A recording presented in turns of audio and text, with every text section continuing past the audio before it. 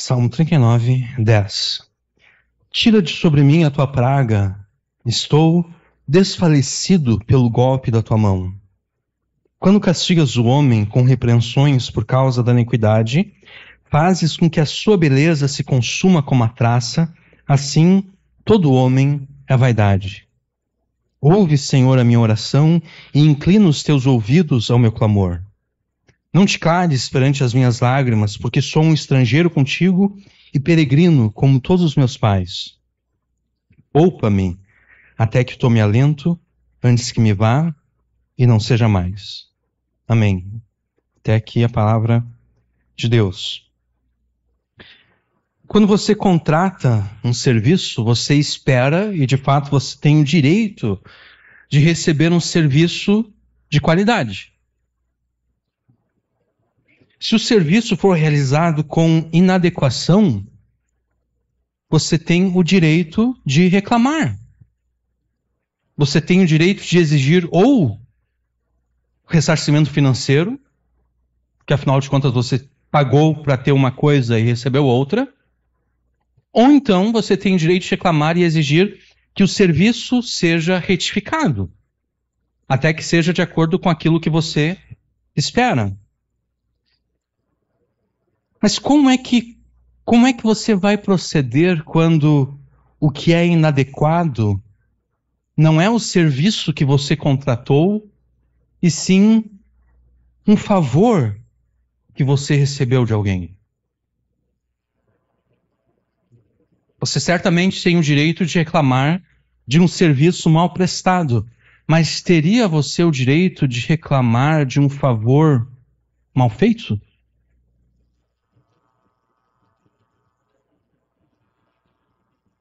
Você teria o direito de reclamar de um favor mal feito? Quando tratamos de favores, já não podemos mais falar de direitos, né? Existe um contrato entre você e o prestador de serviço. E esse contrato foi validado pelo valor que você pagou.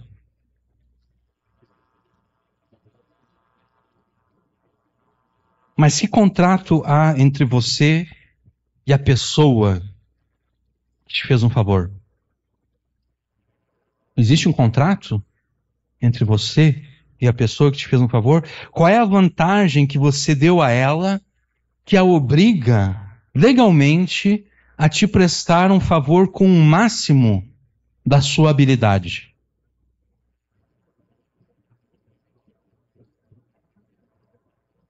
Quem te faz um favor não está e nem jamais esteve obrigado a te favorecer de forma alguma. O favor prestado é oferecido não por alguma obrigação que a pessoa tenha para com você, mas simplesmente pela boa vontade que ela teve em te favorecer. E aqui nós não estamos discutindo a obrigação pela qual você sempre tem que prestar um favor. Sempre que você for prestar um favor, você deve fazê-lo com o máximo da tua habilidade, porque você deve estar fazendo como se estivesse prestando esse favor ao próprio Jesus. Não é disso que nós estamos tratando, né? Porque nós, como crentes, se nós vamos prestar um favor, esse favor deve ser prestado como se nós estivéssemos fazendo ao próprio Jesus. Isso Jesus ensina lá em Mateus 25, quando ele fala acerca do julgamento das nações. Diz ele que ele se assenta no seu trono e ele separa as ovelhas para o lado esquerdo e os bodes, ou melhor, desculpe, as ovelhas para o lado direito e os bodes para o lado esquerdo. E daí ele começa a dizer: benditos de meu Pai, né, vocês que me visitaram, me ajudaram, me viram com fome, me deram comida, me viram com frio, me deram roupa e assim por diante. E as pessoas perguntam para Jesus: mas Jesus, a gente nunca te viu com fome, a gente nunca te viu passando frio. Aí Jesus diz: olha, quando vocês fizeram a um desses meus pequeninos, a um desses que querem em mim, vocês fizeram de fato esse favor a mim. Então, quando nós fazemos um favor, nós sempre devemos fazer como se quem estivesse recebendo o nosso favor é o próprio Jesus. Isso significa que nós devemos, então, prestar esse favor com o máximo da nossa habilidade. Mas não é disso que nós estamos tratando aqui. Nós não estamos tratando da responsabilidade de prestarmos favor com o máximo da qualidade, com o máximo da nossa habilidade. Nós estamos tratando de quando nós recebemos o favor de alguém.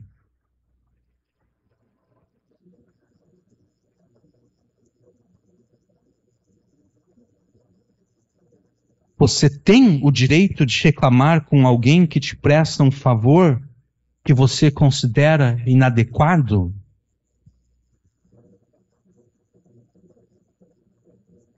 Como o favor prestado a você é oferecido não por alguma obrigação que a pessoa tenha para com você, mas simplesmente pela boa vontade dela, você não tem do que reclamar, né? Você não é assistido pelo direito de reclamar por um favor não satisfatório. Estavam certos os antigos quando eles diziam que cavalo dado não se olha os dentes.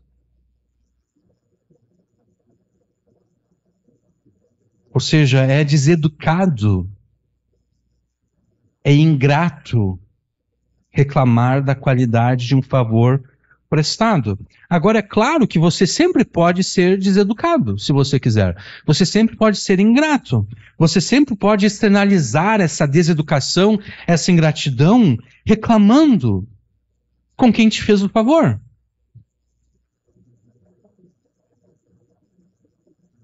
E é claro que quando você fizer isso vai ficar chato, né? Porque todo mundo vai perceber o quão ingrato você é, o quão deseducado você é. Mas se você não se importa em que as pessoas saibam que você é deseducado, que você é ingrato, tudo bem. A pessoa te fez um favor, tu não gostou da qualidade do favor, você pode reclamar e diga para a pessoa, olha, eu quero que tu refaça esse favor aqui, até que eu ache que ele está adequado. É correto você reclamar de um serviço contratado que foi mal prestado, mas é completamente oposto à boa educação você reclamar de um favor que alguém te oferece com o qual você ficou insatisfeito. E quanto a Deus? Você está satisfeito com o modo como Deus está te tratando? Você está satisfeito com o modo como Deus está conduzindo a tua vida? Você pode reclamar de Deus se você não estiver satisfeito com o modo como Ele está te tratando?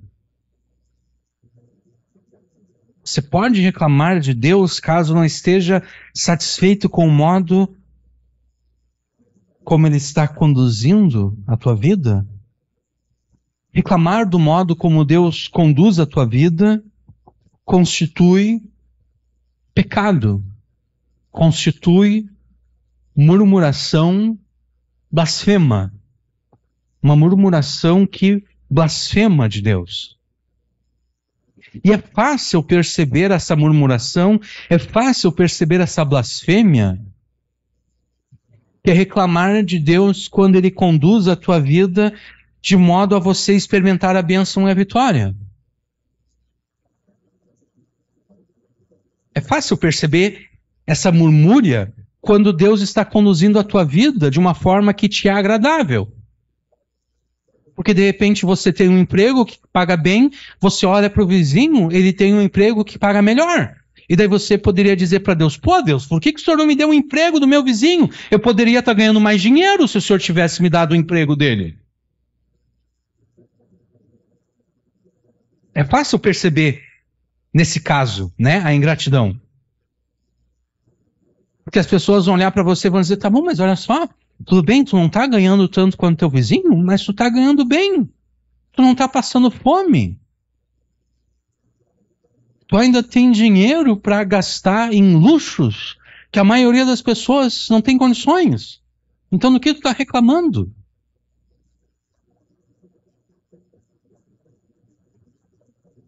Mas não é disso que nós queremos tratar aqui. Nessa pregação, nós queremos tratar dos casos em que Deus conduz a tua vida de um modo que você considera desagradável, de um modo que você considera indesejável. Nessa pregação, nós queremos tratar dos casos em que Deus conduz a tua vida de modo que você experimenta dificuldades, tristezas e até mesmo tragédias. Você murmurará e blasfemará contra Deus se reclamar dele por ter ele ordenado dificuldades, tristezas, até mesmo tragédias na tua vida. Se você reclamar de Deus por ter Deus ordenado essas coisas, você estará murmurando, você estará blasfemando de Deus. Isso sempre será verdade. Quer você seja um incrédulo, quer você seja um filho de Deus pela fé em Jesus. Vamos tratar primeiro dos incrédulos. Sendo você um incrédulo, as dificuldades, tristezas e tragédias que Deus ordena na tua vida, é Ele, com justiça, te punindo pelos teus pecados. Reclamar de Deus por Ele estar com justiça te punindo pelos teus pecados constitui murmuração blasfema, porque o que você pode dizer contra Deus? Você pode dizer que Deus é injusto? Se Ele está te punindo exatamente porque Ele é justo?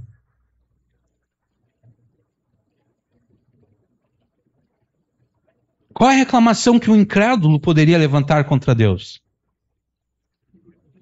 O Senhor é injusto porque o Senhor ordenou todas essas coisas contra a minha vida. E Deus vai dizer, sim, eu ordenei exatamente por causa dos teus pecados. E eu ordenei com justiça. Então como é que, se eu estou te condenando com justiça, como tu pode me acusar de ser injusto?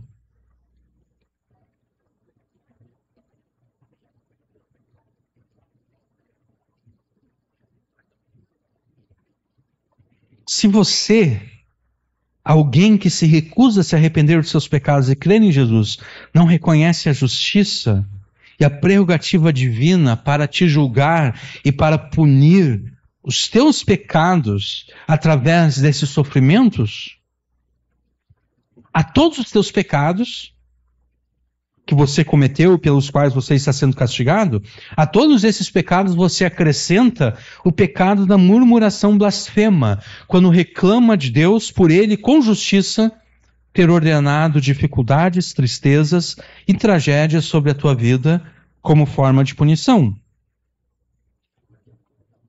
Agora, se você, um filho de Deus, pela fé em Jesus, se você reclama de Deus, você incorre na mesma murmuração blasfema dos incrédulos, mas por um outro caminho, porque os incrédulos não reconhecem a justiça de Deus. Você não está reconhecendo a graça de Deus. Porque sendo você um filho de Deus pela fé em Jesus, todos os teus pecados já foram punidos em Jesus. Que Ele suportou na cruz, no teu lugar, a maldição da lei, a ira de Deus, que deveriam recair sobre você. Assim, quando Deus ordena sobre a tua vida circunstâncias difíceis, não é para te fazer pagar pelos pecados que você cometeu, mas sim para te disciplinar, para te fazer voltar ao caminho da obediência a Ele. Então, para os incrédulos, as circunstâncias difíceis é a justiça de Deus operando contra eles. Para os filhos de Deus, as circunstâncias difíceis é a graça de Deus operando a favor deles. Se você é um filho de Deus, reclamar por ter Deus ordenado dificuldades, tristezas, sofrimentos, tragédias, você vai murmurar blasfemamente contra Deus, exatamente por não reconhecer a graça de Deus agindo a teu favor.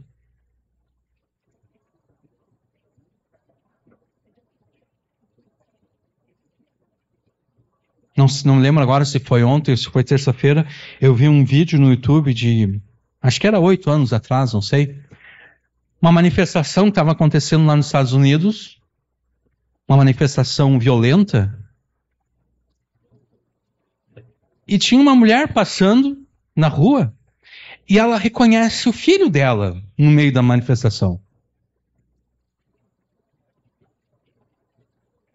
O filho dela é maior do que ela, um adolescente, né, mas já um cara mais alto, maior do que ela, mas ela ainda assim pega o filho, começa a dar tapa no rosto do filho e começa a xingar o filho, né, e arrasta ele para longe da manifestação. É isso que Deus está fazendo contigo ao te disciplinar. Ele está vendo você caminhando pelo caminho errado, e ele, como um bom pai que ele é, ele te pega pelo colarinho e ele começa a gritar na tua cara, dizendo: o que tu está fazendo aqui? Quem tu acha que é para se comportar dessa forma? Ele começa, como aquela mulher, ele começa a te dar tapa no rosto, né? Davi fala aqui da mão de Deus o golpeando, né? Deus começa a dar tapa no teu rosto para ver se tu cria um pouco de juízo, tu percebe que tu não pode mais fazer isso que você está fazendo agora.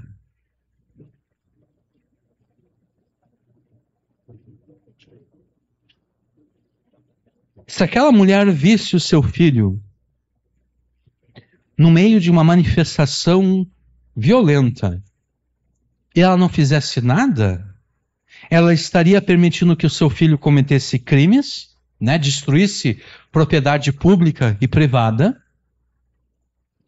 Ela estaria expondo o seu filho ao risco, né, porque provavelmente ele seria preso e com justiça. De repente, se o confronto com a polícia fosse mais pesado, ele poderia ser ferido e, quem sabe, até mesmo morto. Tudo porque a mãe pensou: deixa o meu filho fazer o que ele quiser fazer. Mas aquela mãe não fez isso. Aquela mãe amava o seu filho de verdade. Por isso ela espancou ele publicamente.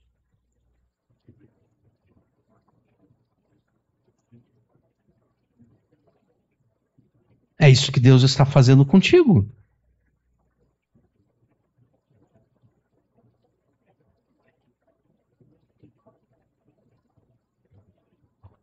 Então, a menos que você queira blasfemar e murmurar contra Deus, você não deve reclamar do modo como Deus está conduzindo a tua vida. Especialmente quando Ele ordena sobre a tua vida dificuldades, tristezas e tragédias. Surge então uma questão: como é que você pode orar a Deus para que Ele mude as tuas circunstâncias atuais, que não são agradáveis a ti, sem reclamar dessas mesmas circunstâncias? Porque se eu contratei um serviço e eu não gostei do serviço, e eu quero que o serviço seja refeito, ou então que eu seja ressarcido financeiramente, a única opção qual é? É reclamar. É dizer: olha, eu não contratei vocês para isso, eu não paguei vocês para isso. Se fosse para fazer um serviço mal feito, eu mesmo teria feito, então. Pelo menos eu não teria gasto dinheiro, né? Como eu queria um serviço de qualidade, por isso eu contratei vocês. A única forma de conseguir a mudança num serviço mal feito é através da reclamação.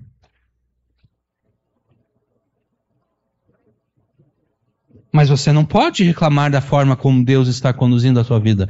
Então, se você não pode reclamar contra Deus por não apreciar o modo como Ele está conduzindo a tua vida, como é que você pode orar para que Ele mude as circunstâncias que não estão te agradando? Na última pregação, nós afirmamos que caso você tenha se submetido à disciplina de Deus, é correto e é desejável que você ore para que Deus mude as suas circunstâncias. Mas como é possível orar dessa forma, pedir que Deus mude as circunstâncias, sem incorrer no pecado da murmuração blasfema? Como pedir que Deus mude as suas circunstâncias sem murmurar contra Ele? A resposta a essa questão inclui pelo menos 6 quesitos. E eu vou citá-los para vocês aqui. Primeiro quesito: afirme a soberania divina sobre as circunstâncias adversas. Segundo, reconheça nas circunstâncias adversas a retidão divina. Terceiro, confesse a Deus os pecados que deram ocasião às circunstâncias adversas. Quarto, expresse a Deus gratidão pela sua bondade ao ordenar tais circunstâncias diversas. Quinto, confidencie a Deus as aflições causadas pelas circunstâncias adversas. E sexto, implore a Deus o fim dessas circunstâncias adversas. Esses 6 quesitos, eles são extraídos desses 4 últimos versículos aqui do Salmo 39. E essa pregação aqui é a primeira de uma série nas quais nós vamos explorar cada um desses quesitos, para que você não incorra no pecado da murmuração ao orar a Deus. Nessa série de pregações, nós também vamos refutar práticas antibíblicas, anticristãs, idólatras e supersticiosas que devem ser evitadas a todo custo, como, por exemplo, o profetizar, o determinar, o decretar a bênção e a vitória, como uma tentativa de hackear e passar por cima da soberania de Deus, o atribuir a Satanás ações que Deus se orgulha de atribuir a si mesmo, a quebra de maldições hereditárias como um tipo de hacking do mundo espiritual, as invocações vãs, supersticiosas e feiticeiras do nome de Jesus, como eu rejeito isso em nome de Jesus, ou está amarrado em nome de Jesus, que tratam o nome de Jesus como se fosse uma palavra mágica. A confissão positiva como um tipo de segredo do mundo espiritual que nega os propósitos de Deus e rebaixa Deus a uma subdivindade impessoal e panteísta semelhante à força de Star Wars. Quem já viu aqui Star Wars? Né? Tem a força em Star Wars. A confissão positiva, eu só posso falar coisas boas, porque se eu falar coisas más, essas coisas más vão acontecer na minha vida. Quando a gente vive a vida cristã dessa forma, nós estamos rebaixando Deus à força de Star Wars, que pode ser manipulado tanto para o bem como para o mal. E por último, a substituição da oração a Deus por votos e propósitos com Deus, que na verdade tem um propósito de domesticar a Deus e de controlar a Deus. E nessa primeira pregação aqui nós vamos tratar do primeiro quesito, para que você evite a murmuração blasfema. Afirme por meio de palavras e ações práticas a soberania divina sobre as circunstâncias adversas por você enfrentadas. E junto nós vamos refutar essa prática idólatra de profetizar, determinar e decretar a bênção e a vitória. O primeiro quesito, então, para que você não incorra no pecado da murmuração blasfema ao orar para que Deus mude as suas circunstâncias, é esse: afirme, por meio de palavras e ações práticas, a soberania de Deus sobre as circunstâncias adversas por você enfrentadas.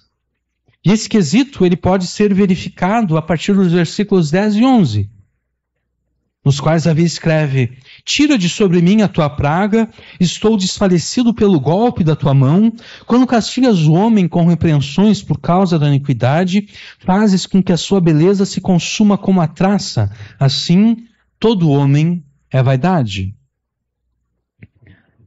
Talvez as circunstâncias adversas que você enfrenta tenham sido causadas diretamente por Deus.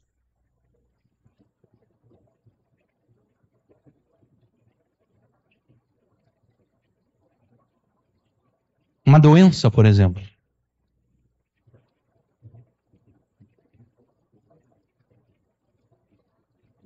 Ou uma tragédia que não é culpa de ninguém.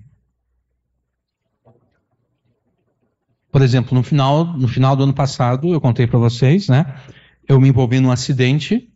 A culpa, obviamente, foi minha, né? Eu deixei claro isso para vocês. Envolvi num acidente. E o mecânico que ia fazer a chapeação do meu carro, eu entrei em contato com ele na sexta-feira, né? Para ver quanto é que ia custar o serviço e tudo, né? O que tinha que fazer e quanto é que ia custar. Na verdade, eu entrei em contato com ele no sábado. No domingo pela manhã, a filha dele morre.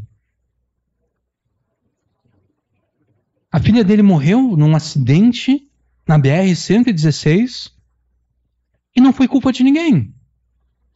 Foi simplesmente uma tragédia. O namorado dela, ela estava com o namorado dela na moto, o pneu da moto simplesmente explodiu. O cara se machucou todo, mas ela, né?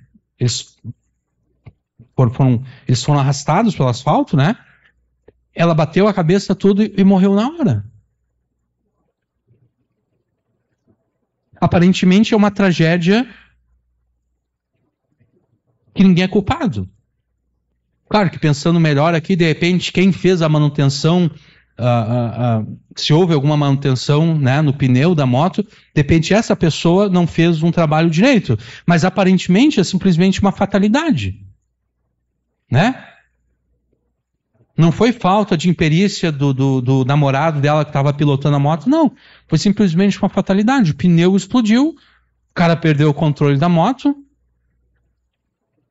e ela morreu.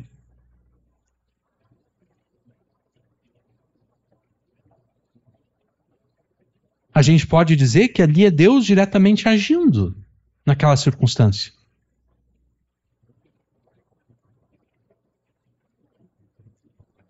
Talvez as circunstâncias adversas que você enfrenta tenham sido causadas diretamente por Deus. Ou talvez Deus tenha usado pessoas mal intencionadas, ou até mesmo o diabo para colocar em ação as circunstâncias adversas que se abateram sobre você. Isso, no entanto, não coloca as pessoas mal intencionadas ou o diabo no controle dessas circunstâncias. Quem está e sempre esteve no controle dessas circunstâncias é Deus. Para usar as palavras de Davi aqui no versículo 10, as circunstâncias adversas, difíceis que você enfrenta, é a praga que Deus enviou sobre você, sobre a tua vida. É a própria mão de Deus te golpeando. Portanto, ao orar para que Deus mude as suas circunstâncias adversas, sem incorrer na murmuração, confesse a soberania de Deus sobre todas as suas circunstâncias. Sobre as circunstâncias que você quer ver mudadas, transformadas. E ao confessar a soberania de Deus, você deve fazê-lo tanto mediante palavras, como também por meio de ações práticas. Por que tanto mediante palavras quanto ações práticas? Pela simples razão de que as tuas orações, elas não podem ser divorciadas, não podem ser separadas das tuas ações. Isso é fácil de perceber. Digamos que você esteja orando a Deus para ter saúde. Adianta você orar a Deus para ter saúde e então continuar fazendo aquilo que você sabe que não deve fazer? Faz sentido esse tipo de oração? Ah, Senhor, o Senhor está vendo aqui que eu tô com algumas enfermidades, estou com algumas doenças. E eu peço que o Senhor me dê saúde, eu peço que o Senhor me cure. Aí você se levanta da oração e começa a fazer exatamente aquilo que você não deve fazer.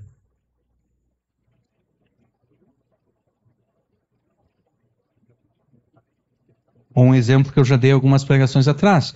Está com problema no casamento, o marido vai orar a Deus para que os problemas sejam resolvidos, ele termina de orar a Deus e ele continua sendo o péssimo marido que ele sempre foi. Não faz sentido esse tipo de oração, né?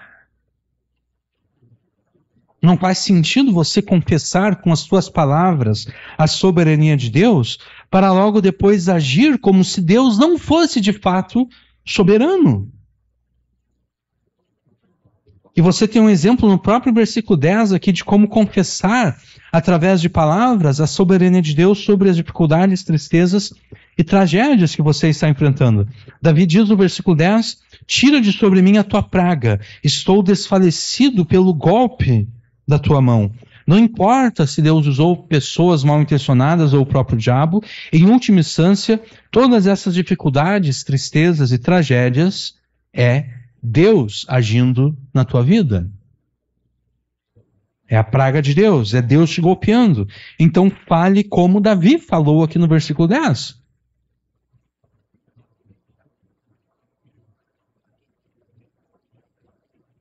Quando você orar para que Deus te livre,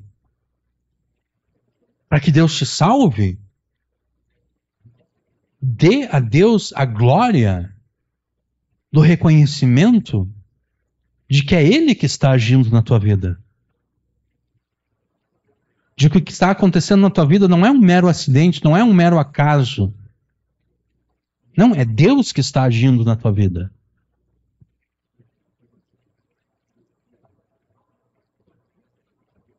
Davi vai além no versículo 11, né? Ele afirma que Deus, ao discipliná-lo, destruiu nele, em Davi, tudo aquilo que ele tinha de belo. Quando castigas o homem com repreensões por causa da iniquidade, fazes com que a sua beleza se consuma como a traça. A imagem que Davi usa aqui é a de a traça roendo uma peça de roupa. Até que aquela peça de roupa estraga. Não tem mais beleza nela. Ela não pode mais ser usada, porque a traça tem mais buracos feitos pela traça do que tecido naquela roupa.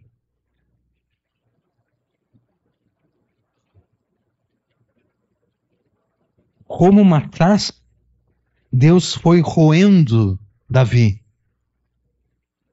Até que não havia mais nada de belo, não havia mais nenhuma beleza em Davi. A palavra traduzida como beleza aqui também poderia ser traduzida como aquilo que é precioso, aquilo que dá prazer. Deus destruiu na vida de Davi tudo aquilo que lhe era precioso, tudo aquilo que lhe dava prazer.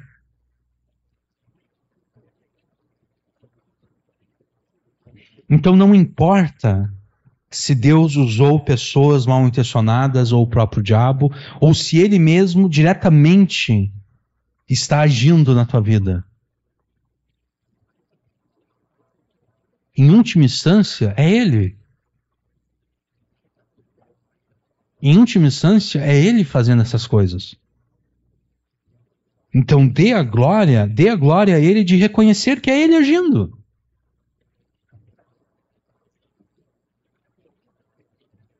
Honre a Deus deste modo, reconhecendo que Ele é soberano sobre as suas circunstâncias. Afirme por meio de palavras a soberania de Deus sobre as circunstâncias adversas por você enfrentadas, mas não apenas através de palavras. Você também deve, por meio de ações práticas, afirmar a soberania de Deus sobre todas as suas circunstâncias. Eu vou pedir que vocês abram comigo lá em Gênesis capítulo 1, tá? Você deve, por meio de ações práticas, afirmar a soberania de Deus sobre todas as suas circunstâncias. Mas como você vai fazer isso? O que você poderia fazer que demonstra a soberania de Deus? Um mandamento bíblico muito importante e frequentemente esquecido é aquilo que na teologia recebe o nome de mandato cultural. Gênesis 1, versículos 26 e 27. Ou melhor, desculpe, versículos 26 até o 28. E disse Deus: façamos o homem à nossa imagem, conforme a nossa semelhança, e domine sobre os peixes do mar, sobre as aves dos céus, e sobre o gado, e sobre toda a terra, e sobre todo réptil que se move sobre a terra. E criou Deus o homem à sua imagem, a imagem de Deus o criou, homem e mulher os criou. E Deus os abençoou, e Deus lhes disse: frutificai e multiplicai-vos, e enchei a terra, e sujeitai-a, e dominai sobre os peixes do mar, e sobre as aves do céu, e sobre todo animal que se move sobre a terra.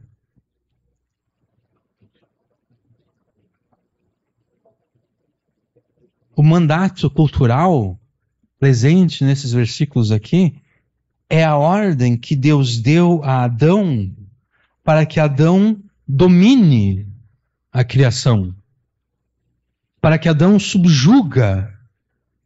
subjugue a criação. Assim como Deus sujeitou o caos primevo, representado pelo comentário em Gênesis 1, 2, a terra, porém, era sem forma e vazia, e havia trevas sobre a face do abismo. Deus sujeitou esse caos. Deus dominou esse caos. Deus exerceu domínio sobre ele e Deus organizou toda a criação de modo que ela se tornasse habitável, agradável e produtiva. Foi isso que Deus fez. Assim também Deus determinou que Adão, debaixo da regência soberana dele, Adão, debaixo da regência soberana de Deus, Deus ordenou que Adão sujeitasse a criação, que Adão dominasse a criação, de modo a desenvolvê-la, até que a criação atinja o seu potencial máximo, o potencial máximo que Deus colocou na criação como semente.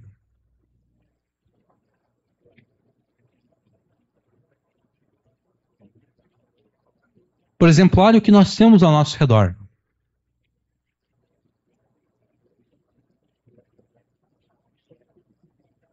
Todos os objetos que nós temos, toda a tecnologia que nós temos, tudo isso Deus implantou lá, originalmente na criação, como semente.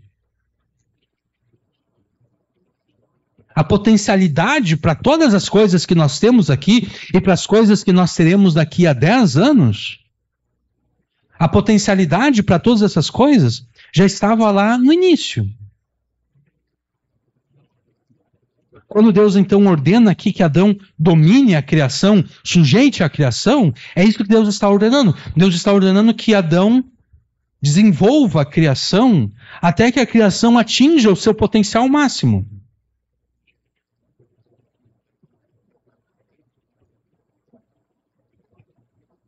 O pecado não anulou essa responsabilidade. O pecado não anulou esse mandamento. A humanidade continua tendo a responsabilidade de sujeitar e dominar a criação até que ela atinja o seu potencial máximo. O pecado, mesmo não tendo anulado o mandamento, ele impossibilitou a consecução desse mandamento como ele originalmente foi dado. Porque o mandamento originalmente dado é que a criação seja desenvolvida debaixo da regência soberana de Deus, ou seja, em submissão a Deus, em obediência a Deus. Em obediência aos mandamentos de Deus. O que o pecado fez? O pecado fez com que a humanidade desenvolvesse a criação em rebeldia contra Deus.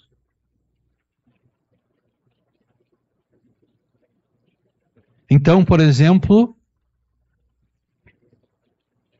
a produção agrícola mundial é capaz de alimentar todas as pessoas que hoje estão vivas e muito mais.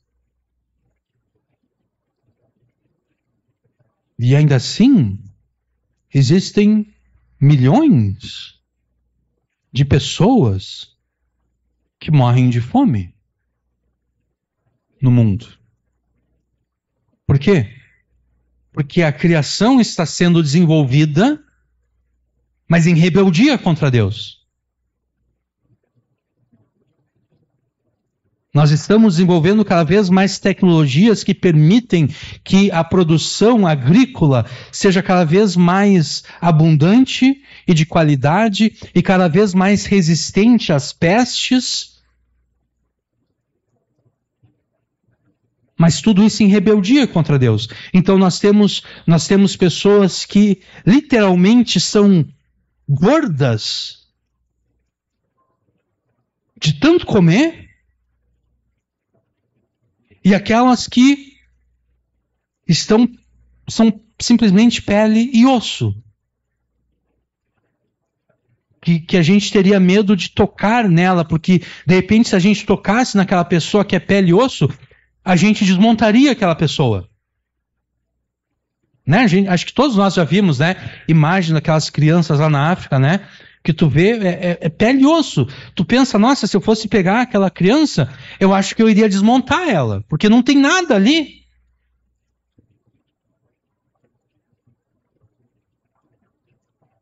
Então, o pecado impossibilitou a consecução dessa missão em obediência a Deus. A criação está sendo desenvolvida, mas em rebeldia contra Deus.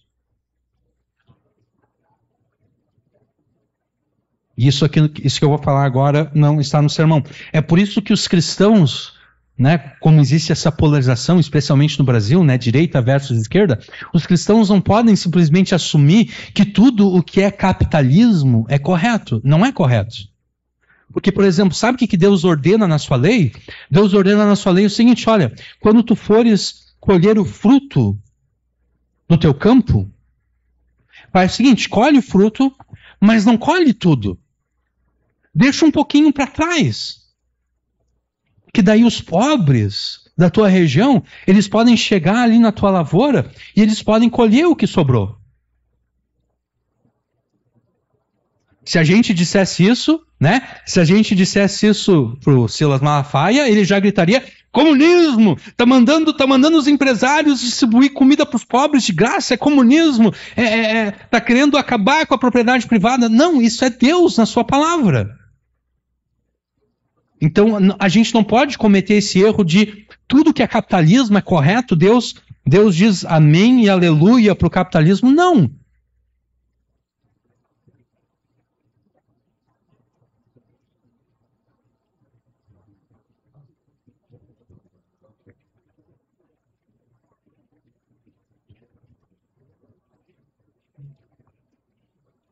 O pecado de Adão impossibilitou a consecução desse mandamento em submissão fiel a Deus. Mas Jesus é o segundo Adão. E onde Adão falhou, Jesus triunfou.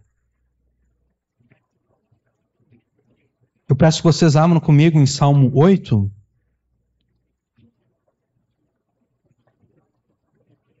Nós vamos abrir em 2 salmos, primeiro Salmo 8.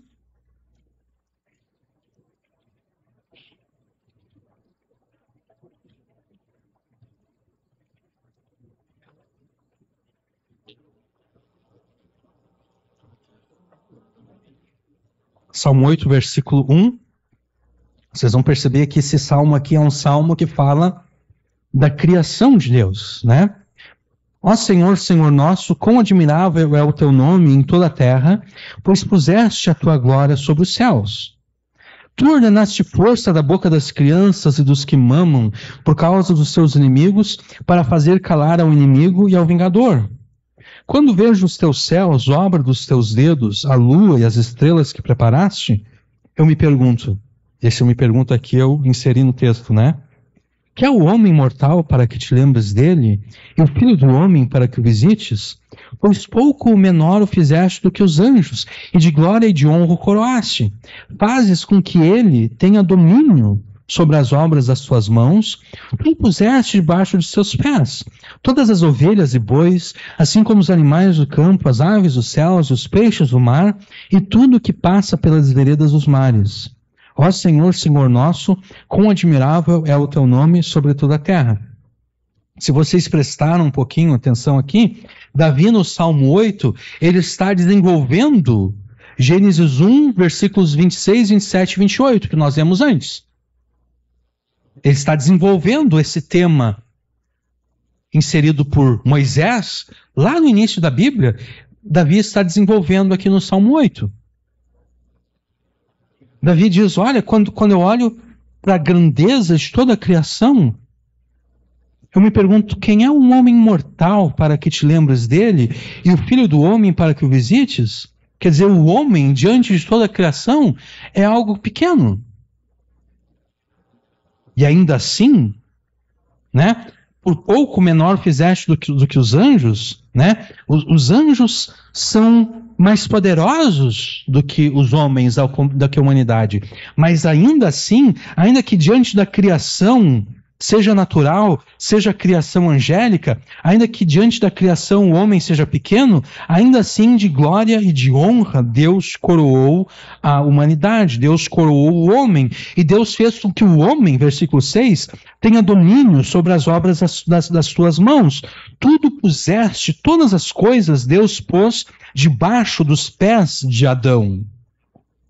Né? Deus disse para Adão dominar sobre todas as coisas. Todas as ovelhas, todos os bois, assim como todos os animais do campo, as aves do céu, os peixes do mar, tudo que passa pelas veredas dos mares.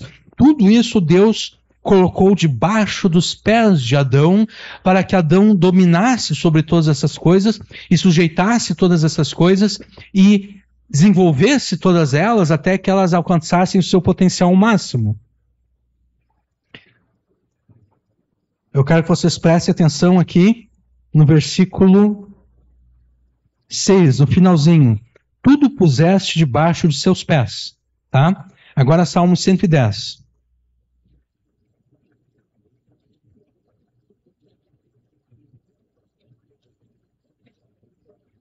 Salmo 110, versículo 1.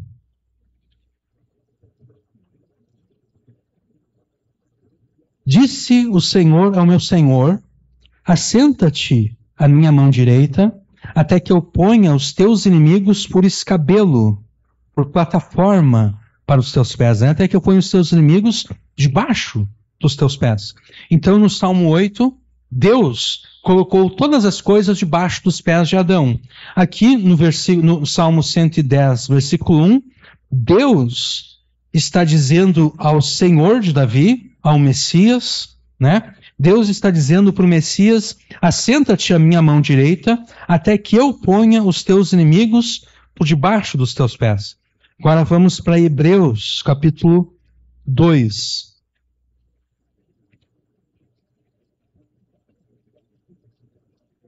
Hebreus, capítulo 2. Versículos 5 até 8. Hebreus 2, 5 até 8. Porque não foi aos anjos que sujeitou o mundo futuro de que falamos, mas em certo lugar testificou alguém dizendo, aqui ele começa a citar o Salmo 8, quem é o homem? Que é o homem para que dele te lembres, ou o filho do homem para que o visites? Tu o fizeste um pouco menor do que os anjos, de glória e de honra o coroaste, e o constituíste sobre as obras de tuas mãos. Todas as coisas lhe sujeitaste debaixo dos pés. Ora, visto que lhe sujeitou todas as coisas, nada deixou que lhe não esteja sujeito, mas agora ainda não vemos que todas as coisas lhe estejam sujeitas. O Salmo 8 originalmente está falando de Adão, mas o escritor de Hebreus cita com relação a Jesus. Por quê?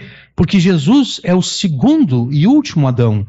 Em tudo aquilo que Adão falhou, Jesus triunfou.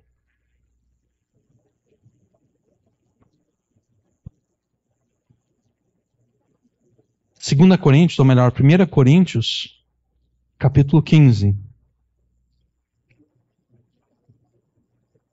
Versículos 25 e 27. 25 a 27.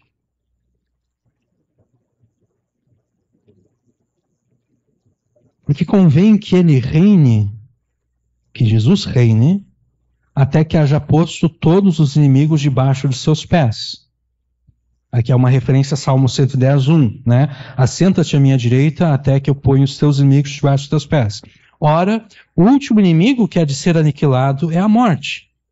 Porque todas as coisas sujeitou debaixo de seus pés. Agora é uma referência ao Salmo 8. Salmo 8, 6. Todas as coisas sujeitou debaixo de seus pés. Mas quando diz que todas as coisas lhe são sujeitas, claro que se situa aquele que sujeitou todas as coisas. Assim como Adão deveria dominar e sujeitar todas as coisas debaixo da regência soberana de Deus, assim Jesus deve dominar e sujeitar todas as coisas debaixo da regência soberana de Deus. A missão de Jesus é a mesma missão de Adão.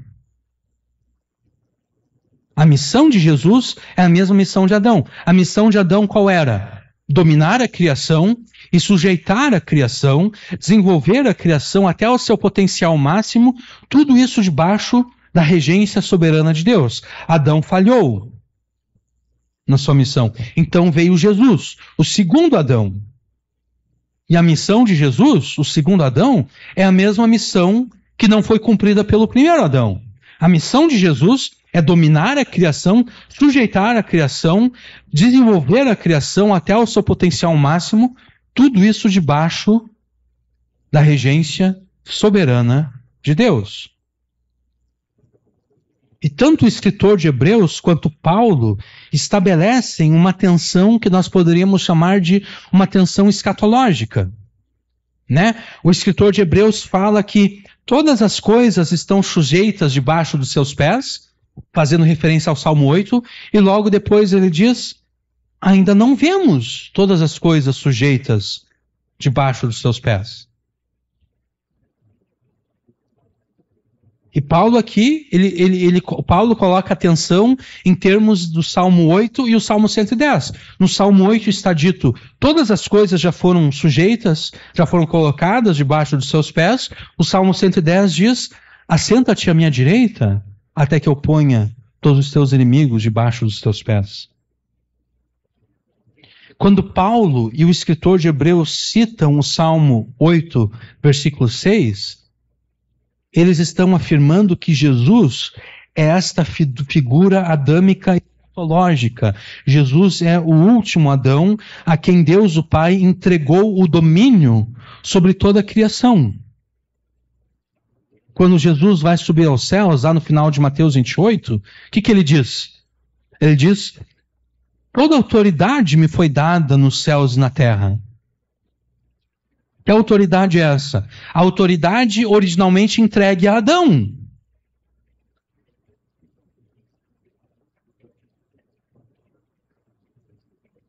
Essa é a autoridade que Jesus recebeu. A autoridade originalmente entregue a Adão. Adão abdicou dessa autoridade quando ele pecou contra Deus. Jesus não, Jesus obedeceu perfeitamente a Deus.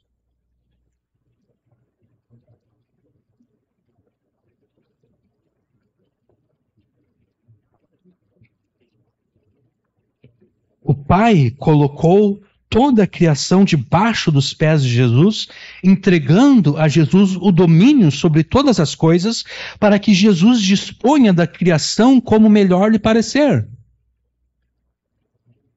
Toda a autoridade nos céus e na terra foi entregue a Jesus para que ele domine sobre toda a criação e sujeite a criação debaixo da regência soberana de Deus. Então, se no Salmo 8, 6, o Pai entrega toda a criação a Jesus para que ele exerça esse domínio sobre ela, e sujeite a criação, o Salmo 110:1 descreve o conflito entre Jesus e os seus inimigos, enquanto ele exerce o seu domínio sobre a criação.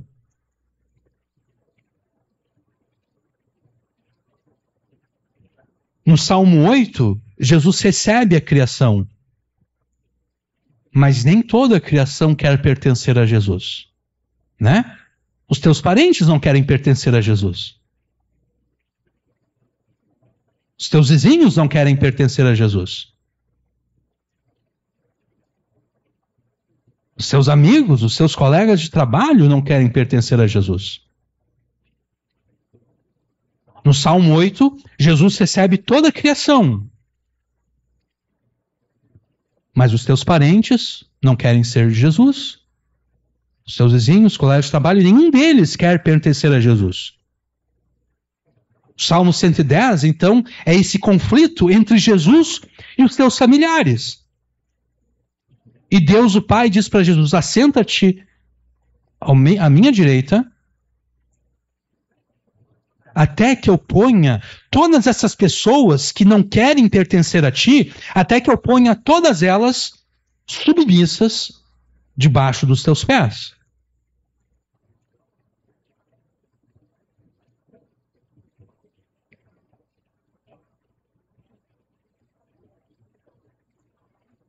Conforme Paulo afirma em 1 Coríntios 15, é necessário que Jesus reine assentado à destra do Pai, com toda a autoridade sobre os céus e a terra, para dispor da criação como bem ele entende, como melhor lhe parecer, até que todos os seus inimigos sejam colocados debaixo dos seus pés. Tanto o Pai quanto o Filho estão envolvidos neste mesmo propósito. Enquanto o Filho domina e sujeita a criação debaixo da regência soberana do Pai, o Pai coloca derrotados debaixo dos pés do Filho todos os inimigos que se opõem ao domínio de Jesus. Você, filho de Deus, pela fé em Jesus, é chamado para ativamente se envolver neste mesmo propósito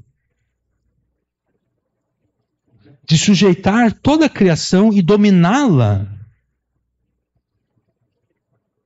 debaixo da regência soberana de Deus, para submeter todas as coisas a Cristo.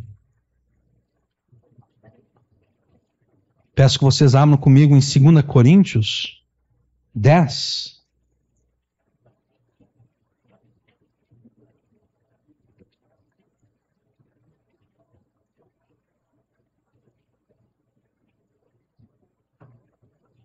Segunda Coríntios 10, versículo 3 até o 6. Porque andando na carne, não militamos segundo a carne. Porque as armas da nossa milícia não são carnais, mas sim poderosas em Deus para a destruição das fortalezas. Quais são essas fortalezas? São as fortalezas que se opõem ao domínio de Jesus sobre toda a criação, destruindo argumentos e toda a altivez que se levanta contra o conhecimento de Deus e levando cativo todo o entendimento à obediência de Cristo, e estando prontos para vincar toda a desobediência quando for cumprida a vossa obediência.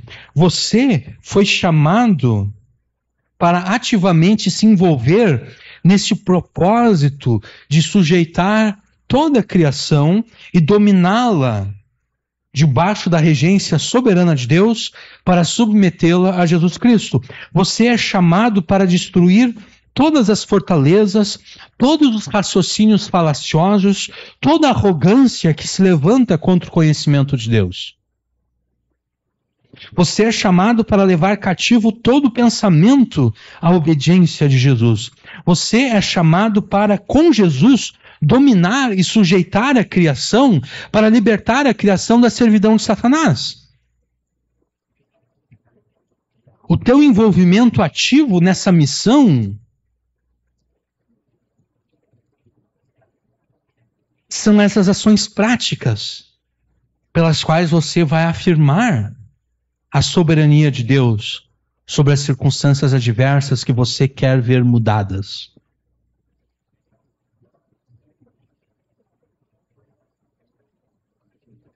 Junte-se a Jesus na missão de sujeitar e dominar a criação debaixo da regência soberana de Deus, destruindo fortalezas satânicas e pecaminosas pelas quais os teus parentes continuam presos, pelas quais os teus vizinhos, amigos, colegas, conhecidos continuam presos.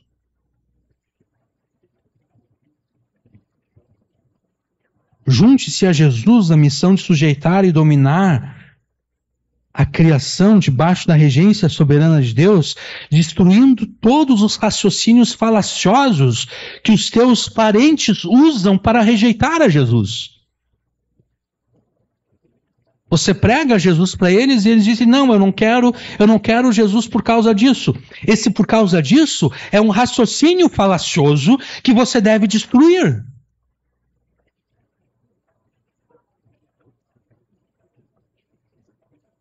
Que você deve responder.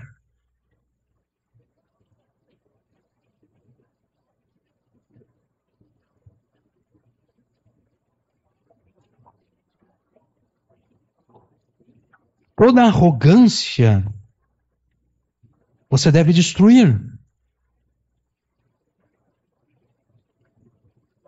Junte-se a Jesus na missão de sujeitar e dominar a criação debaixo da regência soberana de Deus, levando cativo cada pensamento à obediência de Jesus. Comece por você mesmo.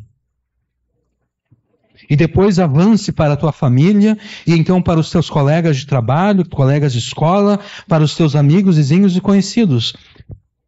Comece por você mesmo, né? Então, você não deve permanecer preso às fortalezas satânicas e pecaminosas pelas quais Satanás mantém cativa a humanidade. Você deve destruir na sua própria vida essas fortalezas satânicas. E tendo destruído na sua própria vida, você deve destruir essas fortalezas na vida dos seus familiares, amigos, vizinhos, conhecidos. Colegas de trabalho também.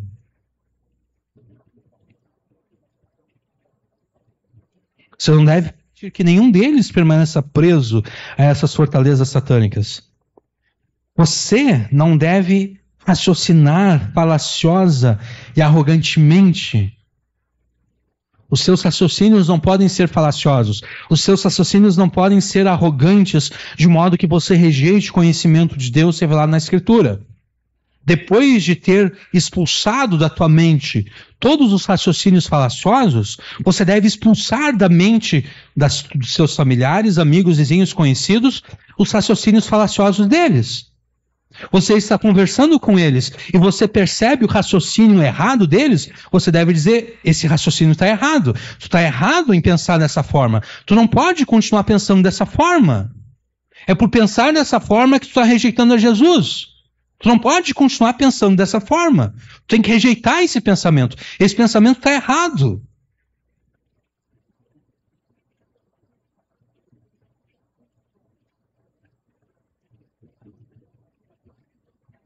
Seja o teu familiar, seja o teu colega de trabalho, de escola, seja o teu amigo, seja o teu vizinho, seja o teu conhecido, não importa.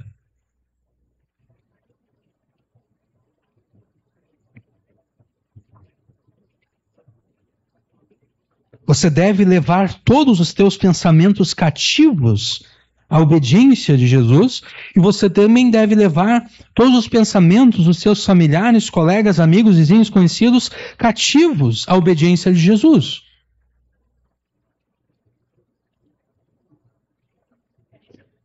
Não assista passivamente os teus familiares, colegas, amigos, vizinhos, não assista passivamente eles adotarem padrões de pensamento e de comportamento que contrariem a Jesus, a Deus e a sua palavra. Não assista o teu familiar não assista passivamente o teu familiar a adotar padrões de pensamento e comportamento que contradizem a Escritura. Você não pode permitir isso, porque você foi chamado para participar com Jesus dessa missão de sujeitar toda a criação debaixo dos seus pés.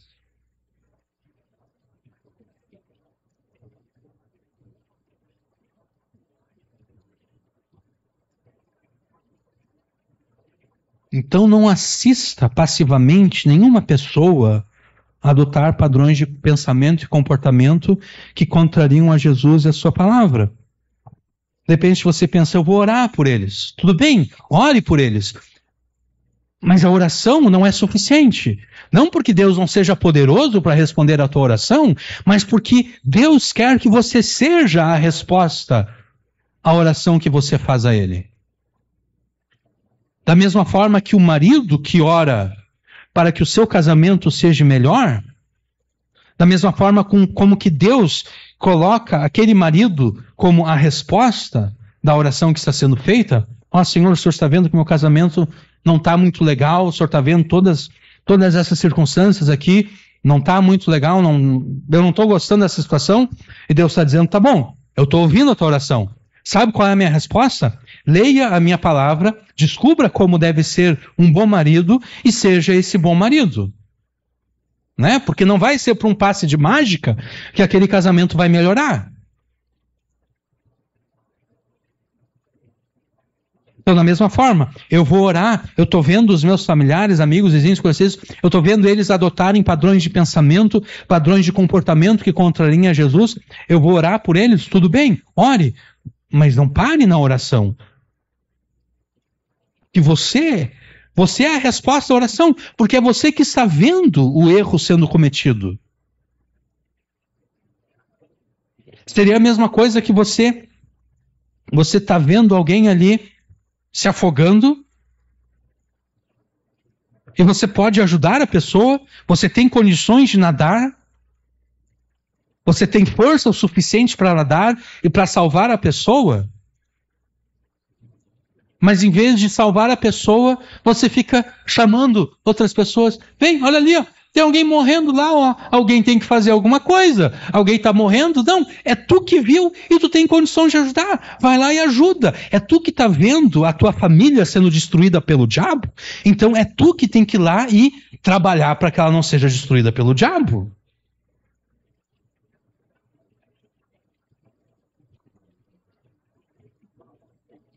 Depois de orar a favor deles, levante-se e pregue a palavra, insista, quer seja oportuno, quer não, corrija, repreenda, exorte com toda a paciência e doutrina.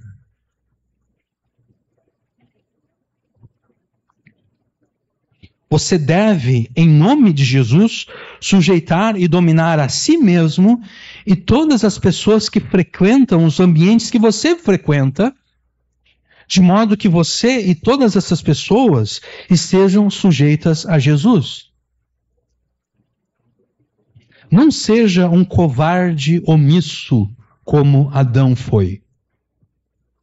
Adão foi um covarde omisso. Adão viu a serpente satânica enganando a sua mulher e Adão não fez nada.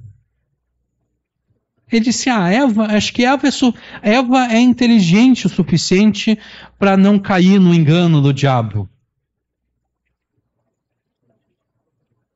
Adão foi um omisso covarde. Adão deveria ter sujeitado e dominado a serpente satânica. É engraçado que a ordem que Deus diz para Adão é domine sobre os animais, e Adão não quis dominar a serpente. Eu pensei nisso agora. Deus disse bem claro, Adão, presta atenção nos animais, domine os animais. Vem a serpente conversar com a mulher de Adão, e Adão disse, eu não vou dominar a serpente. Eu não vou exercer juízo sobre a serpente.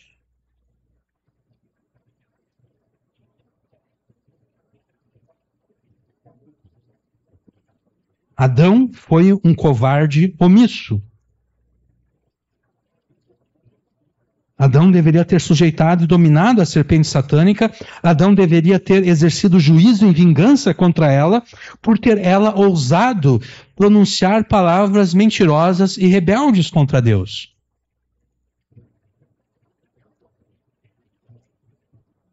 Adão se omitiu covardemente e permitiu que a sua esposa fosse enganada. E então ele mesmo se rebelou contra Deus, preferindo seguir ao diabo e a sua esposa agora rebelde, do que permanecer obediente a Deus. Não seja como Adão, não seja esse humilde, o covarde omisso, ou omisso covarde. Você está vendo o diabo trabalhando? O que você vai fazer a respeito? Você vai agir como Adão? Vai dizer, eu vou só orar. Adão pensou isso. Adão pensou, eu vou orar por Eva. Eu vou orar por Eva e ela vai conseguir.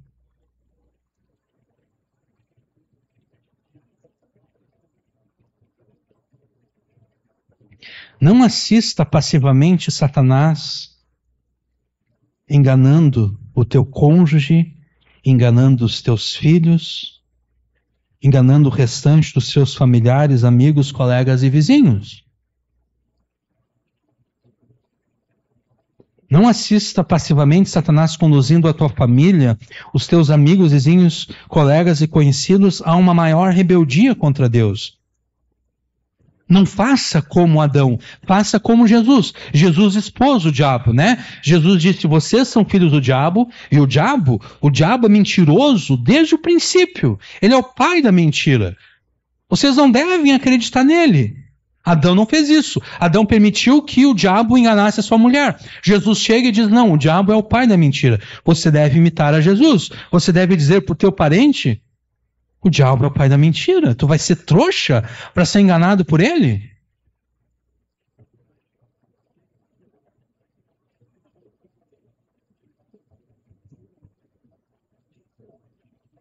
Exponha as mentiras mortais de Satanás ao teu cônjuge, aos teus filhos, aos teus familiares, aos teus amigos, aos teus colegas e aos teus vizinhos. E perceba que ao agir dessa forma, ao obedecer esse mandamento de, em nome de Jesus, dominar todos os ambientes que você frequenta e de sujeitar a Jesus todas as pessoas que pertencem ao teu convívio, incluindo os teus familiares, colegas, amigos, vizinhos, conhecidos, ao agir dessa forma, você provavelmente estará cooperando na resposta dele à oração que você está fazendo para que ele mude as circunstâncias adversas que você quer ver mudadas. Porque é muito provável que pelo menos parte das circunstâncias adversas que você está enfrentando se relacionem com os seus familiares, amigos, vizinhos, conhecidos. É muito provável que ali esteja o teu problema, que ali esteja a circunstância adversa que você quer ver mudada.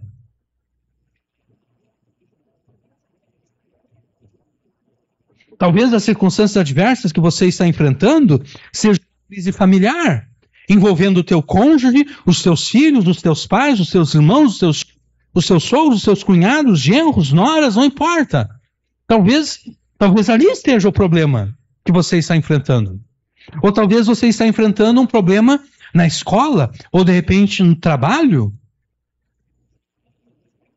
ou de repente no lugar onde você mora, na rua onde você mora, no bairro onde você reside. Ao obedecer esse mandamento de domínio e de sujeição da criação aos pés de Jesus, você vai estar cooperando com Deus na resposta da oração que você está fazendo.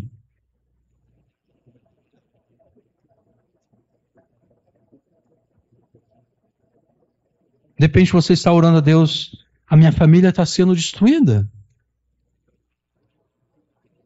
E Deus fala dizendo, eu estou vendo. O que tu vai fazer a respeito? O que tu vai fazer a respeito da tua família sendo destruída? Tu vai imitar a Adão, que não fez nada? Ou tu vai imitar a Jesus, que expôs as mentiras do diabo?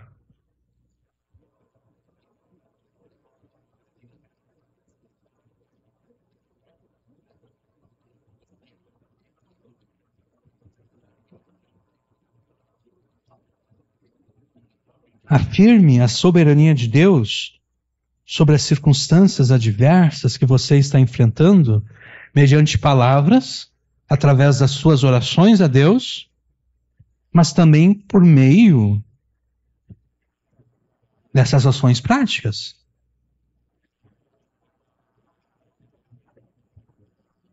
Sujeitando a Jesus os ambientes que você frequenta e as pessoas que fazem parte do teu convívio.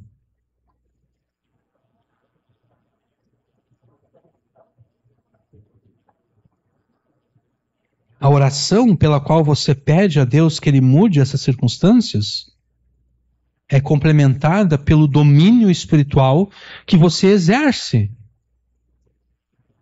na tua esfera de influência.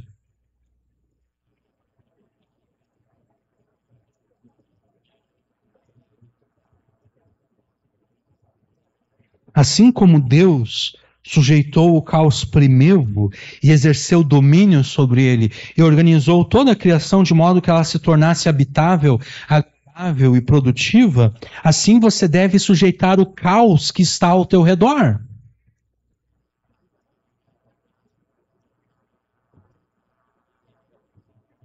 E exercer domínio sobre ele, de modo a destruir toda a influência satânica e pecaminosa nos ambientes que você frequenta, sujeitando esses ambientes à autoridade de Jesus.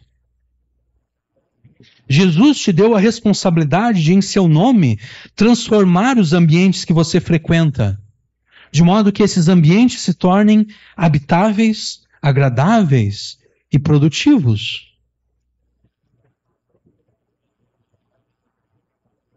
Jesus te deu a responsabilidade de, em seu nome, garantir que o teu lar, a tua família, a tua vizinhança e os ambientes nos quais você trabalha e estuda estejam livres da influência satânica e pecaminosa.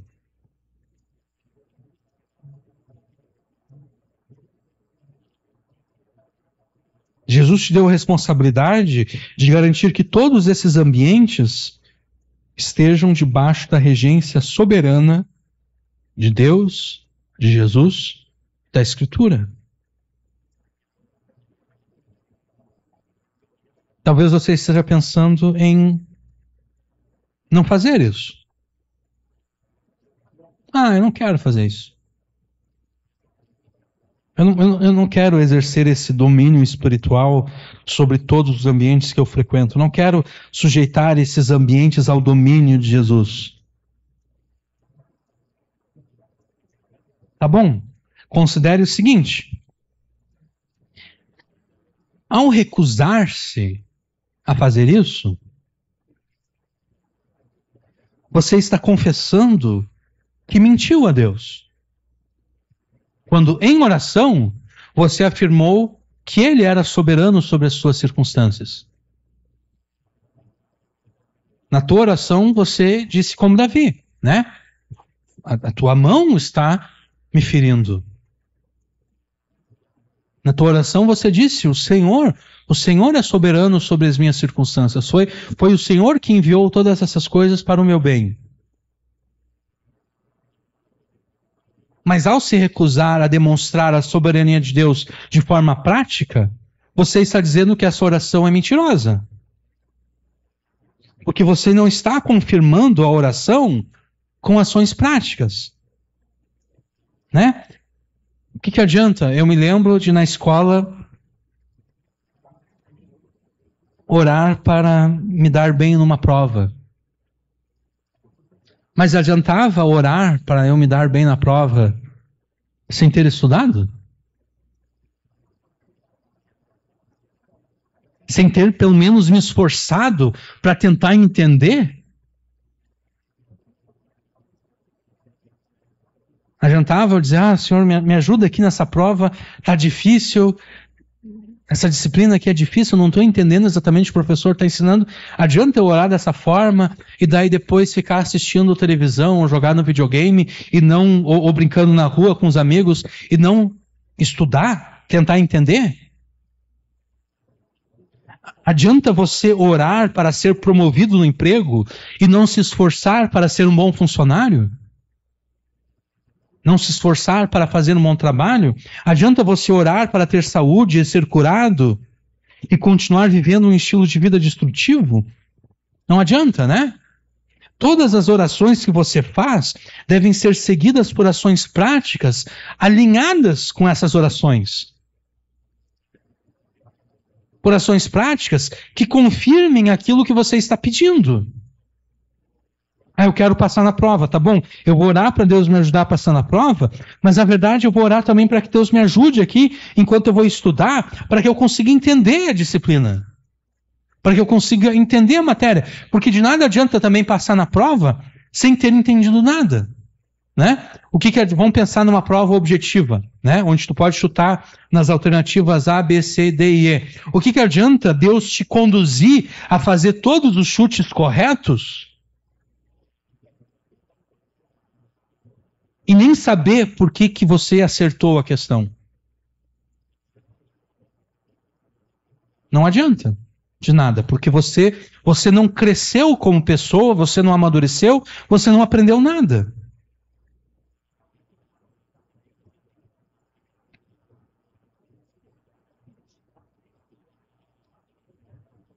Então, ao recusar-se a afirmar, por meio de ações práticas, a soberania de Deus sobre as circunstâncias adversas que se abateram sobre você, você está dizendo: Senhor, quando eu orei, eu menti ao Senhor. Eu não creio que o Senhor seja soberano sobre as minhas circunstâncias. E se Deus não é soberano, do que adianta orar então, né? Se ele não tem domínio sobre a tua circunstância, o que ele pode fazer para pôr um fim nela?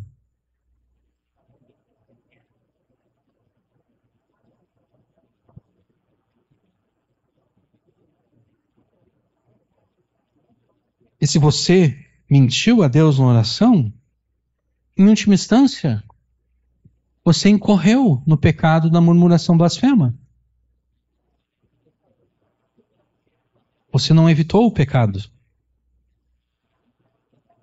Então, se você teme a Deus o suficiente para não querer murmurar blasfemamente contra Ele, e se você realmente deseja o fim e a resolução das circunstâncias adversas que você está enfrentando, afirme, por meio de palavras e ações práticas, a soberania de Deus sobre as circunstâncias adversas que se abateram sobre você. Mas por que ter todo esse trabalho? Por que não simplesmente profetizar a bênção e a vitória? Profetiza em nome de Jesus a bênção e a vitória. Profetiza o final da circunstância e tenha fé e vai se cumprir. Determina, decrete o fim da circunstância adversa e pronto. Para que ter todo esse trabalho? Para que tudo isso? Para quem entender como Davi no Salmo 8 desenvolve o mandato cultural lá em Gênesis 1, 26, 27, 28, para quem entender como o escritor de Hebreus e Paulo desenvolvem o que Davi desenvolveu no Salmo 8 e também no Salmo 110, para quem entender que os crentes foram chamados para, debaixo da autoridade de Jesus, submeter toda a criação aos pés de Jesus, para quem entender tudo isso, se eu posso simplesmente profetizar a bênção e a vitória e vai ficar tudo bem. Por que não simplesmente profetizar, determinar e decretar a bênção e a vitória? Se você realmente quer saber por que não simplesmente fazer essas coisas, em primeiro lugar, na palavra de Deus, só existe a categoria de profetizar. Na palavra de Deus não existe as categorias de determinar e decretar. Pelo menos essas categorias não existem como elas são atual e comumente utilizadas. O único que tem autoridade, prerrogativa e autonomia para determinar e decretar alguma coisa é Deus. Na Escritura, o único que determina e decreta alguma coisa é Deus. Além disso, o único que tem poder para fazer acontecer aquilo que foi decretado e determinado é o próprio Deus. Quando você então ousa decretar a bênção ou determinar a vitória, você está usurpando para si a autoridade, a prerrogativa, a autonomia e o poder que pertencem unicamente a Deus. Você está desafiando a Deus. Em última instância é isso. Você está desafiando a Deus. Você está dizendo que existe outro no universo capaz de decretar e determinar alguma coisa. Você está desafiando a Deus, você está se elevando à posição de Deus.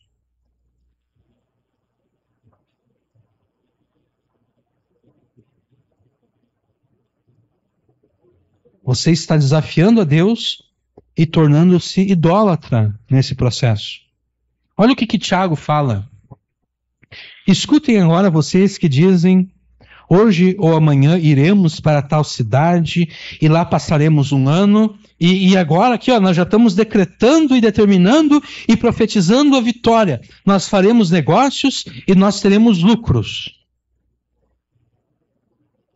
Vocês não sabem o que vai acontecer amanhã. Porque o que é a vida de vocês? Vocês não passam de neblina que aparece por um instante e logo se dissipa. Em vez disso, deveriam dizer: se Deus quiser, viveremos. E então faremos isso ou aquilo, se Deus quiser. Agora, entretanto, vocês se orgulham das suas arrogantes pretensões.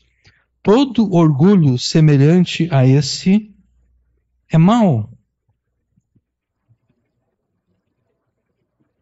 Você não tem autoridade, não tem prerrogativa, autonomia e nem poder para decretar a bênção ou para determinar a vitória.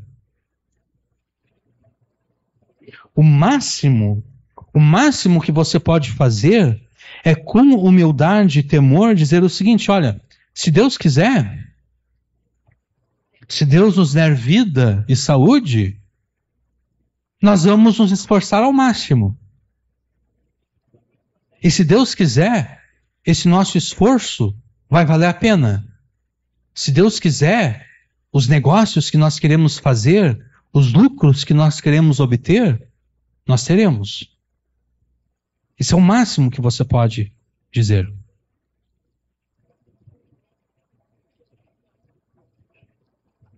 Então, as categorias de decretar e determinar, elas não existem como são comumente usadas nos nossos dias.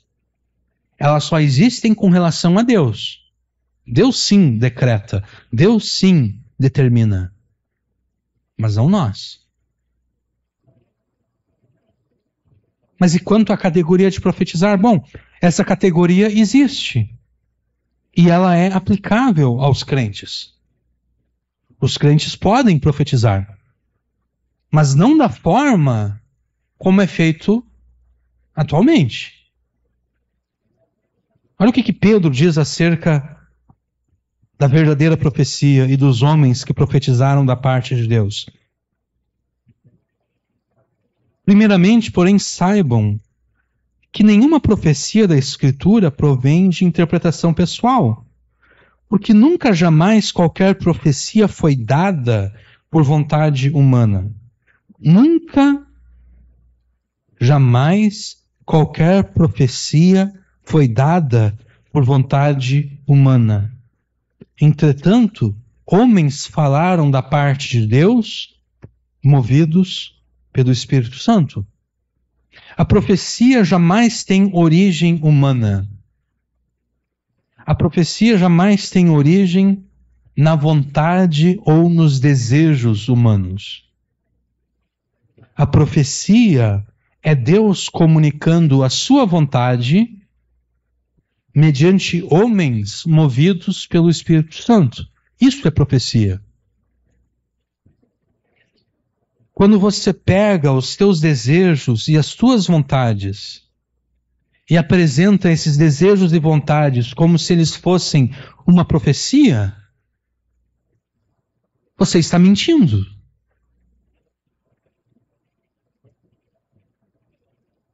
E o que é pior, você não simplesmente está mentindo, você está mentindo em nome de Deus. E você está mentindo acerca de Deus. Porque você está dizendo, assim diz o Senhor, sem que o Senhor tenha dito qualquer coisa.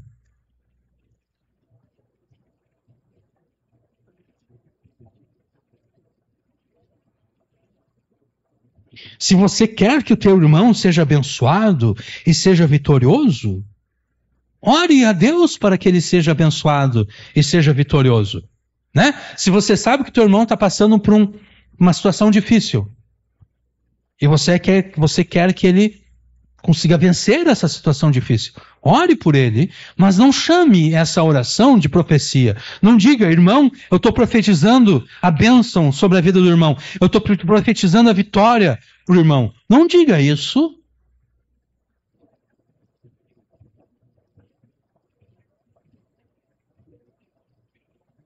Ore para que o teu irmão seja abençoado. Ore para que ele alcance a vitória. Mas não diga, eu estou profetizando a bênção, eu estou profetizando a vitória. Se você quer que o teu irmão seja curado, ore a Deus pela cura do teu irmão, mas não diga, irmão, eu estou profetizando a cura do irmão, ou então eu estou profetizando a cura da esposa do irmão, e daí depois a esposa do irmão morre. E como fica o irmão que acreditou na tua profecia? Que é fácil, né? É fácil na hora da emoção dizer que está profetizando e depois, quando não acontece, quem é que vai juntar os cacos que virou a vida do teu irmão por tua culpa, porque tu enganou ele, porque tu mentiu para ele em nome de Deus e acerca de Deus, dizendo que Deus estava dizendo alguma coisa quando Deus jamais disse aquilo?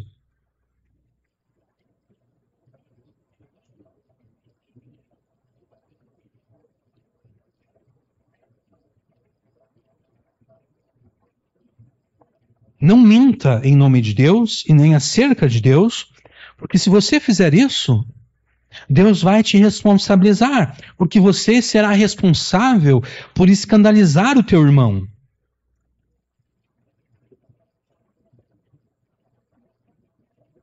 E de repente, você será responsável por ferir de modo irreversível a fé do teu irmão.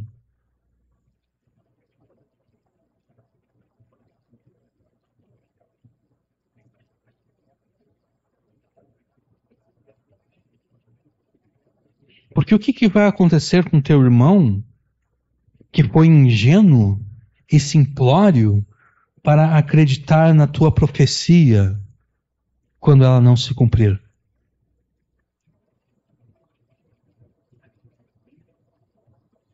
Será que o irmão para quem você profetizou não vai ficar com a sua fé em Deus abalada?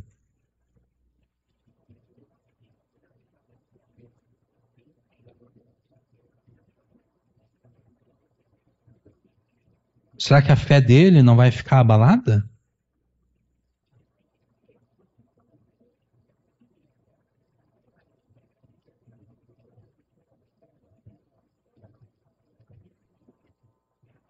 E será que esse abalo pode ser revertido? Ou de repente é um abalo tão grande que é irreversível?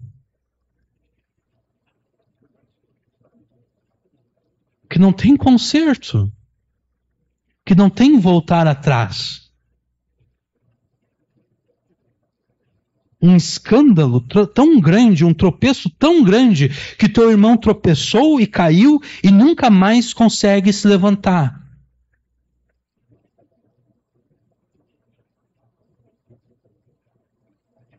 Nas palavras de Deus ditas a Ezequiel,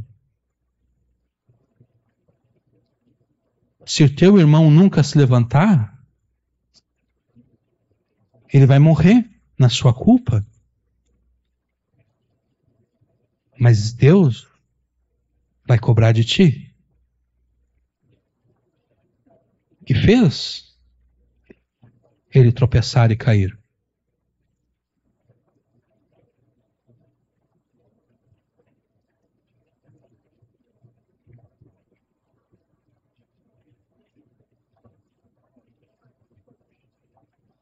Quando você mente em nome de Deus e acerca de Deus, dizendo, assim diz o Senhor, não tendo Deus dito nada, e perceba que eu não estou indo contra a profecia, como Paulo ensina ela em 1 Coríntios 12, 13, 14. A profecia existe como dom do Espírito Santo, mas não como ela é praticada hoje. Eu quero fazer essa ressalva aqui, para ninguém pensar que eu estou dizendo que o dom de profecia não deve ser exercido. Não, ele deve ser exercido conforme a Escritura ensina que ele deve ser exercido. Como a Escritura ensina? A pessoa pensa que ela recebeu uma revelação de Deus, ela fala a revelação de Deus, ela profetiza, então o que é feito? Deve ser julgado. Né? Não existe isso de, se tu não acreditar naquilo que eu estou falando, Deus vai cobrar de ti. Não, não existe isso. Toda profecia deve ser julgada. E é no julgamento, na presença de todos os irmãos da comunidade, é que vai ser feito o julgamento para determinar se aquela palavra ali veio de Deus ou não.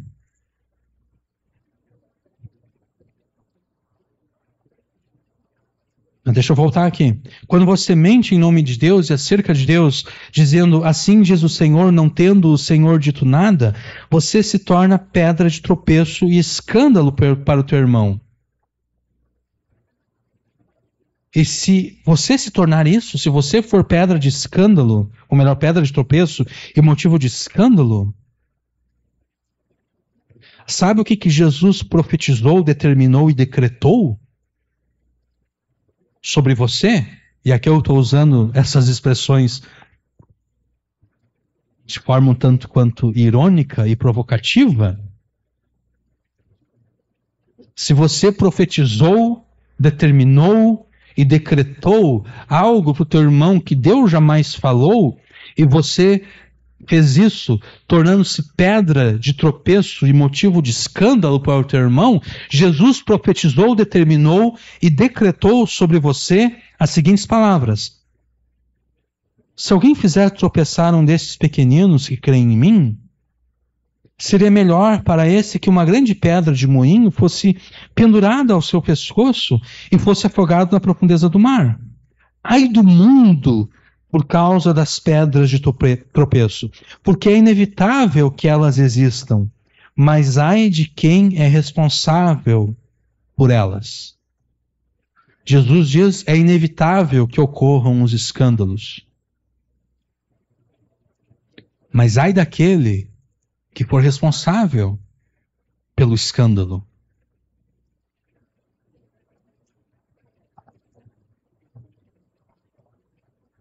Qual é o final profetizado, determinado e decretado por Jesus para você, caso você insista em mentir em nome de Deus e acerca de Deus, tornando-se pedra de tropeço e motivo de escândalo aos irmãos?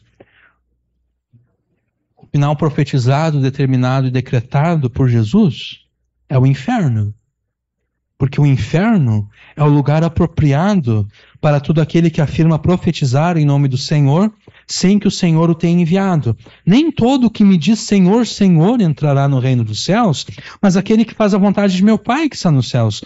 Muitos naquele dia vão dizer, Senhor, Senhor, nós profetizamos em teu nome, Senhor. Nós profetizamos a bênção e a vitória. Em teu nome também nós expulsamos demônios. Em teu nome nós fizemos muitos milagres. Então lhes direi claramente, eu não sei quem vocês são. Eu não sei de onde vocês tiraram essas profecias, porque eu nunca mandei vocês profetizar. Eu nunca conheci vocês. Como eu poderia mandar vocês profetizar alguma coisa se eu nunca conheci vocês? Eu nunca soube quem vocês eram. Afastem-se de mim, vocês praticam o mal. Ah, não, mas tudo que eu queria era o bem do meu irmão. Como eu posso ser mandado para o inferno? Eu queria o bem do meu irmão. Eu profetizei a bênção sobre a vida do meu irmão. Eu profetizei a vitória sobre a vida do meu irmão. Por que Jesus vai me mandar para o inferno por eu querer o bem do meu irmão? Acontece que você não queria abençoar os teus irmãos. O teu objetivo era enganar os teus irmãos, mentindo para eles em nome de Deus e acerca de Deus. Se você de fato quisesse abençoar os seus irmãos, você não teria dito para eles acreditarem que Deus estava dizendo algo quando Deus não falou nada. Se você realmente quisesse abençoar os seus irmãos, você teria orado a Deus a favor dos seus irmãos.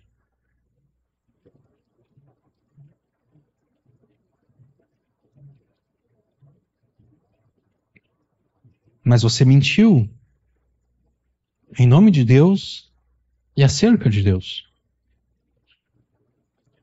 Você tornou-se pedra de tropeço, você tornou-se motivo de escândalo. Por isso o inferno é o teu lugar. Além disso, quando você mente em nome de Deus e acerca de Deus, você está roubando de Deus a sua glória. Você está roubando de Deus a glória dele. Porque Deus se orgulha de ser o único que confiadamente pode afirmar o que vai acontecer no futuro. Deus se orgulha disso. E nós vemos o orgulho de Deus em Isaías 44. Assim diz o Senhor, o Rei e o Redentor de Israel, o Senhor dos Exércitos. Eu sou o primeiro e eu sou o último, e além de mim não há Deus. Quem, assim como eu, fez predições desde que estabeleci o mais antigo povo? Que o declare e o exponha diante de mim, que esse anuncie as coisas futuras, as coisas que hão de vir. Não fiquem apavorados, nem tenham medo. Por acaso não revelei e anunciei isso a vocês muito tempo atrás? Vocês são as minhas testemunhas. Será que há outro Deus além de mim? Não há outra rocha que eu conheça? Essa passagem aqui de Isaías, começando em Isaías 44, é conhecido como o julgamento de Deus contra os deuses falsos. Onde Deus julga os deuses falsos e desafia os deuses falsos. Ele diz, quem além de mim pode dizer que vai acontecer? Que os demais ídolos das nações façam as suas predições. Que eles enviem os seus profetas e digam o que vai acontecer. Deus se orgulha de ser o único que confiadamente pode afirmar o que vai acontecer no futuro. Quando você mente em nome de Deus e acerca de Deus, quando você diz que está profetizando da parte de Deus, quando de fato Deus jamais te ordenou a profetizar, você está roubando de Deus essa glória. Porque você está colocando na boca de Deus palavras que ele jamais disse. E que, portanto, jamais se cumprirão. E então, quando a pessoa que te ouviu profetizar e foi simplório e ingênuo para acreditar em você, para acreditar em você, quando ela perceber que essa profecia, entre aspas, não se cumpriu, ela não vai mais ver a Deus da mesma forma. Ela vai dizer: Deus é como os demais ídolos falsos. Deus fala, mas não acontece. Deus é como os demais ídolos falsos. Deus não é diferente de qualquer outra divindade falsa, de qualquer outra religião que existe por aí.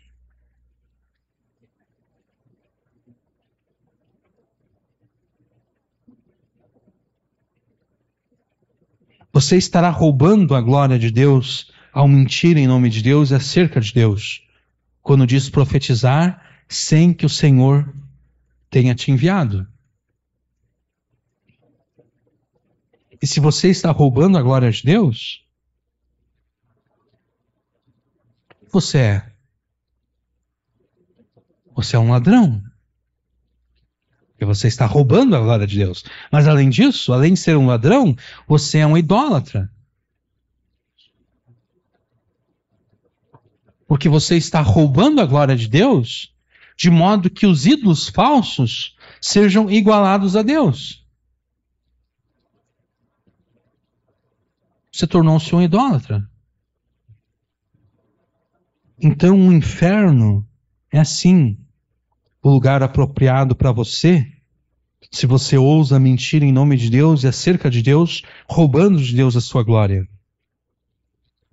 O inferno é o lugar apropriado para todo aquele que tenta hackear a soberania de Deus, para todo aquele que tenta passar por cima da soberania de Deus.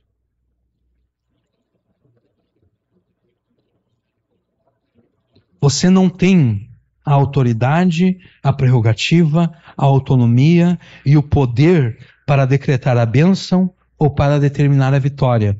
O máximo que você pode fazer é, com humildade e temor, dizer o seguinte: se Deus quiser, o meu irmão vai ser abençoado. Se Deus quiser, o meu irmão vai alcançar a vitória. Se Deus quiser, o meu irmão vai ser curado dessa enfermidade.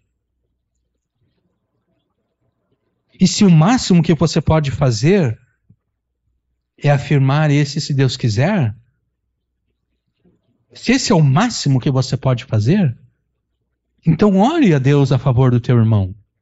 Ore para que ele seja abençoado. Ore para que ele se saia vitorioso da crise que ele está vivendo. Ore para que ele seja curado da doença que está debilitando o seu corpo. Mas não diga que você está profetizando a bênção e a vitória. Não minta em nome de Deus. Não minta acerca de Deus. Não coloque na boca de Deus palavras que ele jamais disse e que jamais se cumprirão.